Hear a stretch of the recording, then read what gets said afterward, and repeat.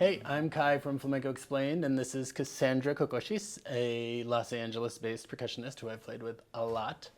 And in this video, we're going to talk a bit about the different ways that you can groove a bulería, because it's one of the things that people ask about a lot. Because the first thing you learn is 12, 1, 2, 3, 4, 5, 6, 7, 8, 9, 10, but then you learn that there's other ways to groove, and a question that comes up a lot that we've been talking about is how do you know when to do which groove? And do they clash, and is it okay to do this if someone else is doing that, and how does it work, and how do you know, and all that stuff. So we're gonna kind of talk about this a little bit in a way that hopefully illuminates the topic. As a guitarist, you want to be familiar with all of these grooves, and you want to be listening to the percussion or the palmas to get a sense of the different ways you can phrase things. And what's really fun about working with percussionists is they won't always play exactly what you expected them to play, and sometimes that'll drive you in a different way, or it'll give something a funkier groove, make it feel more syncopated, make it feel more grounded, depending on what they're giving you. And so I think as a guitarist, it's really informative to get a percussionist perspective on all of this. So I have this theory that I'm working on that there's really 4 ways to groove a bulería. There's really 4 elements that all bulería is made up of. And 2 of them are in the basic compás that you learn, the 12, 1, 2, 3, 4, 5, 6, 7, 8, 9, 10, because you have 12, 1, 2, 3, 4, 5, which is a 3 feel, 1, 2, 3, 1, 2, 3, 1, 2, 3, 1, 2, 3, and the other 6, 7, 8, 9, 10 is a 2 feel, dun, chika, dun, dun, dun. And a lot of bulería is made up out of those 2 elements. And then the other 2 elements that happen a lot are, rather than starting on 12, 12, 3, you start on 1, 12, 1, 2, 3, 6, 8, or 12, right? These are common ways to start on 1. And then for the second half, rather than 6, 8, 10, you get 6, 7, 8, 9, 10. So let's take a look at some of those grooves on the cajon, and I'll play some sort of basic compás while we're looking at all these different elements, first as full compasses, and then just in 6s, right? There's a lot of talk about grooving in 6s in bulería, and we're going to look at how to do that. But first, we're just going to do 12, 1, 2, 3, 6, 7, 8, 9, 10, and see what that sounds like, and we'll take it sort of 12, 3, 6, 8, 10. So this is sort of your standard.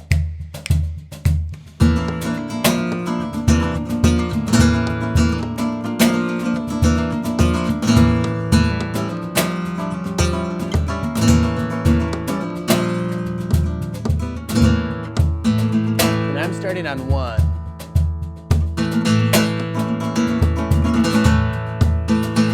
She's still starting on 12, right? So the 2 things are kind of going on at the same time, and it totally works. She's doing 12, 3, and I'm doing 12, 1, 2, 3, right? She could go with me, 7, 8, 9, 10.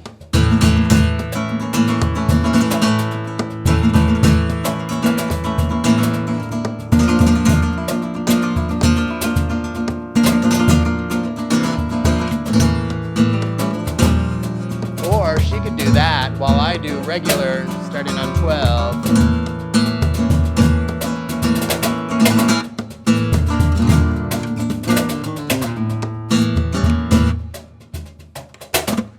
Gotta finish it. Yeah.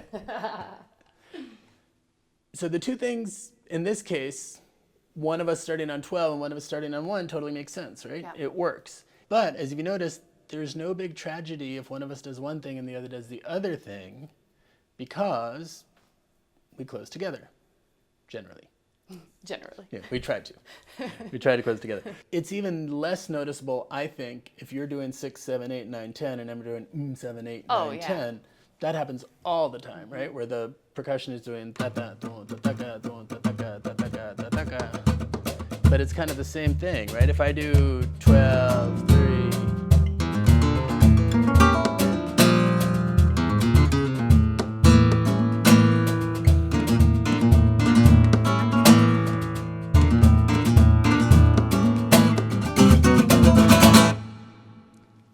and then we close, right? So I'm not saying that you're going to know right away when to close, but those cierres, right? When you close these phrases is what allows you to sort of groove a lot of different ways and still come back together. Absolutely. And that's one of the things that you hear a lot. One of the things that we were talking about is the threes over the twos, or the twos over the threes. So just to feel what that sounds like, I'm going to play a chord every 6 beats.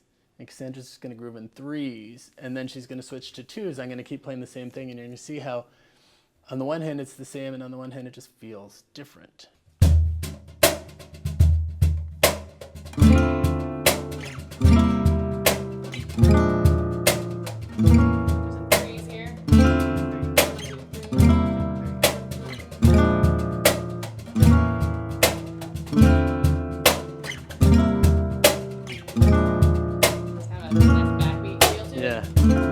Still 3, almost a 4 feel, and then twos.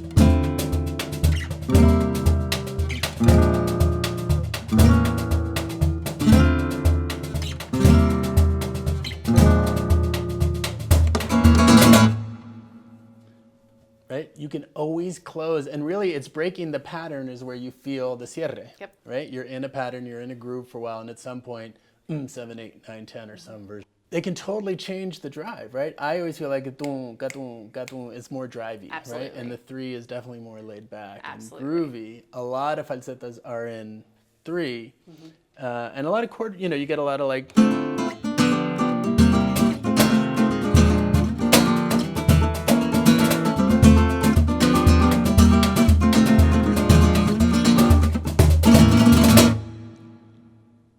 Or some of the more common 2 things. So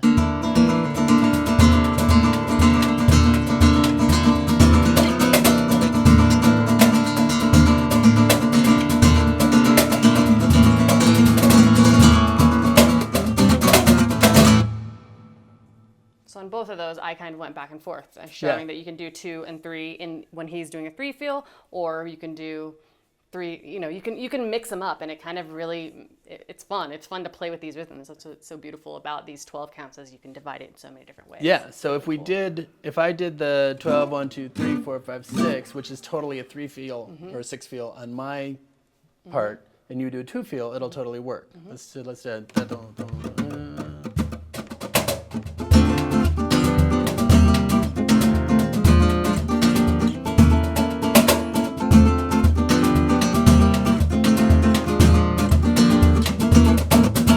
So then I'll do a 2 and you do a 3. Okay. So